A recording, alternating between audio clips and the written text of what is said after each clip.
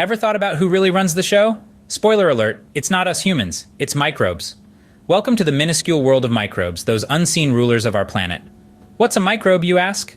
Well, let me introduce you to these tiny dynamos. Microbes, or microorganisms, are microscopic entities that can only be seen under a microscope. They're so small, yet they're everywhere. In the air, the soil, the deepest oceans, and yes, even inside you and me. Now don't let their size fool you. These little critters are incredibly diverse. They come in all shapes and sizes, from bacteria to fungi, from viruses to protozoa. Each one, a unique character in the grand drama of life. And just like any good rulers, they're in control.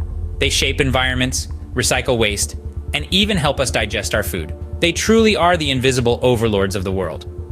So if you think you're alone right now, think again. You're at a microscopic party. You might think of microbes as the bad guys, always causing diseases, right? But hey, don't be so quick to judge. You see, these tiny titans are the unsung heroes of our world.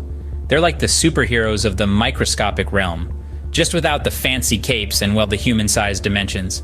Let's consider your gut, for instance. It's a bustling metropolis where trillions of these little guys work tirelessly to break down your food. They're your personal chefs, prepping your meals into bite-sized, or rather, molecule-sized portions that your body can use. And do you know who's responsible for the lush green forests and the oxygen you breathe?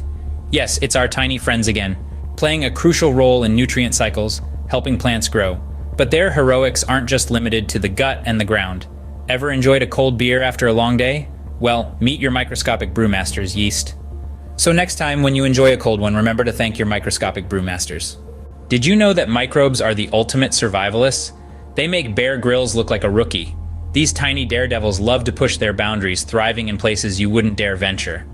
Take hot springs, for instance. While we humans are busy snapping selfies, microbes are chilling in those boiling waters like it's their personal hot tub.